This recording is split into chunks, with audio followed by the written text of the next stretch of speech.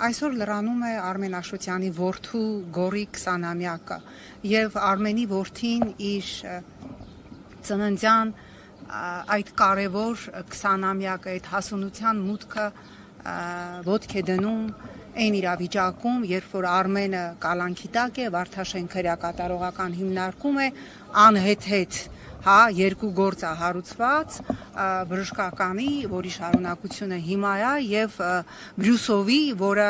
երկուսն էլ ասենք ոնց նայում ես այդ գործերը, ոնց պրպտում ես այդ գործերը,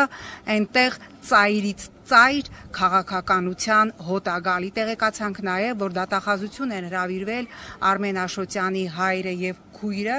ապօրինի ինչ որ գույքի բռնագանձման հետ կապված։ Սա այսե հոգնել եմ այդ քաղաքական հաշվեհարդար, քաղաքական հետապնդում բառերը ասելուց, որովհետև վերջի տարիներին մեր բառամթերքի հիմնական բառը դարձել է սա քաղաքական հաշվեհարդար է, սա քաղաքական հետապնդում է, բայց սա քաղաքական հաշվեհարդար է եւ քաղաքական հետապնդում է Արմեն Աշոտյանի եւ իր կուսակցության խոսքի համար։ Այստեղ երկու կարծիք լինել չի կարող։ Ես չգիտեմ այսօր ինչ պիտի պեղեն, հերթական դատական նիստի ժամանակ դատավորները եւ վկաները, բայց կրկնում եմ, այստեղ իրավաբանություն կա այնքան, ինչքան ես Անգլիայի թագուհին եմ, այսինքն չկա։ Ես ավելի շատ շանսեր ունեմ Անգլիայի թագուհին լինելու ինչ որ իրավիճակներում, քան այս գործի մեջ կա որևէ իրավական հետք։ Սա այս մասով տեսանք, որ երեք կալանավորվեց նաև 2 ամսով կալանքի տարվեց Արեգնազ Մանուկյանը։ Սա գիտեք,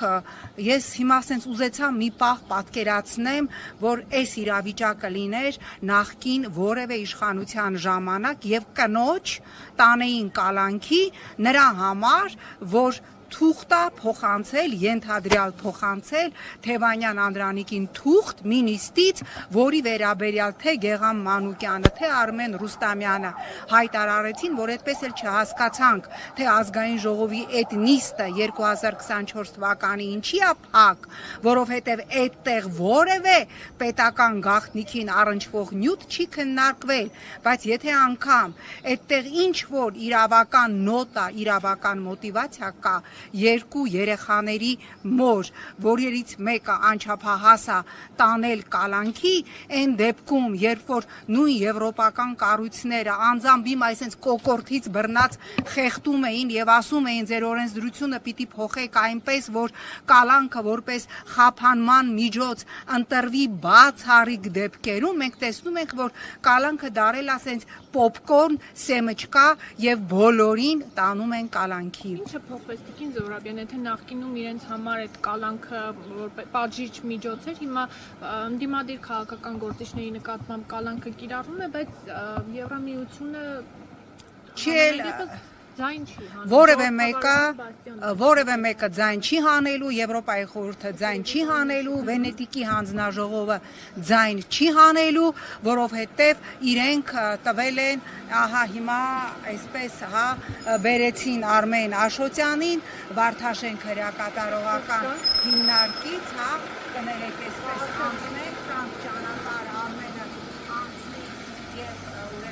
շարունակենք, միջազգային որևէ կառույց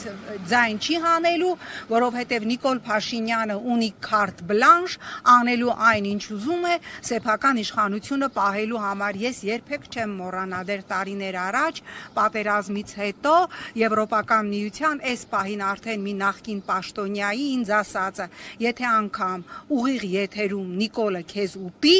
մենք ձայն չենք հանելու եւ ասելու ենք, որ սա արվել է Հայաստանում ժողովրդավարությունը պահելու համար։ Հիմա մենք տեսնում ենք, որ ինչ որ ԿՊԱ-ական տարբեր շրջանակներից նոր այսպես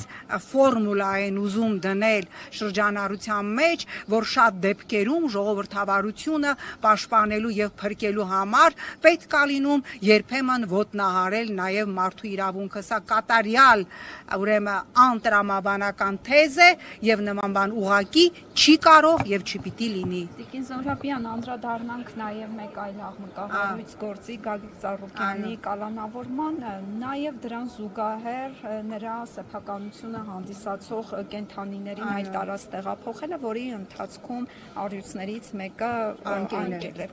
Ուզում եմ ձեր կարծիքը իմանալ նախ որտեղ են կենդանասերները, որոնք տարիներ շարունակ այս խնդիրը բարձրաձայնել են, ինչու նրանց ձայնը չի լսվում եւ այստեղ դիտավորություն դուք տեսնում եք Տիկին Զոհրաբ։ Տեսեք, ես եմ ազգային ժողովում բերել եւ պնդում եմ, որ շատ ճիշտ էր, որ ազգային ժողովը ընդունեց կենդանիների հանդեպ դաժան վերաբերմունքը քրեականացնող օրենքի նախագիծը, բնության մեջ աշխարհում այսօր կա 130 սպիտակ վագր, որից մեկը այդ սպիտակ վերջի սպիտակ վագրը վայրի բնության մեջ սպանվել է 1958 թվականին։ Դրանից հետո բոլորը տեղափոխվել են, որսվել եւ տեղափոխվել են կենդանաբանական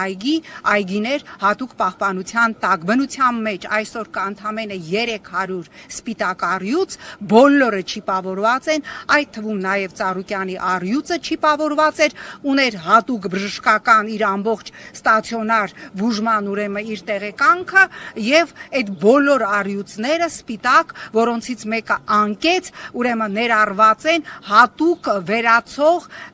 կենդանիների պաշտպանության կոնվենցիայի պաշտպանության տակ են եւ նրանց սպանելը կամ ոչ դիտավորյալ նրանց մահվան հասցնելը համարվում է քրեական հանցագործություն։ Հիմա ինչ են արել սրանք։ Փոխանակ վերցնեն այդ առյուծների եւ վագրերի բժշկական դոսիեն, քեյսը, տեսնեն ինչ հիվանդություններ ունեն նրանք եւ ի վերջո այդ կենդանիները շատ զգայուն են եւ նրանց այլ միջավայր տեղափոխել ուղղակիորեն մեծ ստրես է առաջ բերում, տեսնեն ինչ հիվանդություններ ունեն եւ կարելի է արդյոք նրանց որոշակի դոզայից ավել քնեցնելու նյութը տալ թե չէ։ Մենք տեսանք ինչ արեցին, այդ քնեցման նյութը սրսկեցին եւ սկսեցին այդ սպիտակ ուրեմն առյուծի պոչից քաշել, բայց ինձ զարմացնում է, որ այդ ամբողջը, ինչը իդեպ նաև մարդու սեփականությունն է, պաշտպանված է բոլոր միջազգային կոնվենցիաներով մարդու սեփականության իրավունքը, եվրոպական իրավունքի սուրբ կովերից մեկն է։ Մենք տեսնում ենք ձայն չկա կենդանապաշտպան կազմակերպություններից, որևէ մեկը ծպտուն չի հանում եւ նաև մարդու սեփականության իրավունքի վերաբերյալ միջազգային որևէ կառույցից արձագանք չկա, ասում է արգրավել ենք որպես իրեղեն ապացույց, ինչ իրեղեն ապացույց հայաստանյան ֆաունայում ոչ սպիտակ վագրա լինում, ոչ էլ սպիտակ առյուծ է լինում, դրանք բացարձակապես այլ տեղերից բերված են եւ որքան տեղեկացանք, այդ ամբողջը բացարձակապես օրինական է, բայց հիմա գիտեք, բազմաթիվ քաղաքացիներ մեզ հիմա լսելով, որ սենց խոսում ենք վագրերի եւ առյուծների մասին, կասեն մարդիկ են խոշտանգվում, մարդկանց ապօրինի կալանավորում են, Արմեն Աշոտյանը հայտնի չէ թե ինչի համար պարբերաբար հայտնվում է կալանքի տակ, դուք նստել եք կենդանիներից եք խոսում, այնքան այսօր մենք լրջագույն խնդիրներ ունենք, բայց ես կարծում եմ, որ այս խնդիրները անպայմանորեն պիտի բարձրաձայնվեն նաև կենդանիների հետ կապված։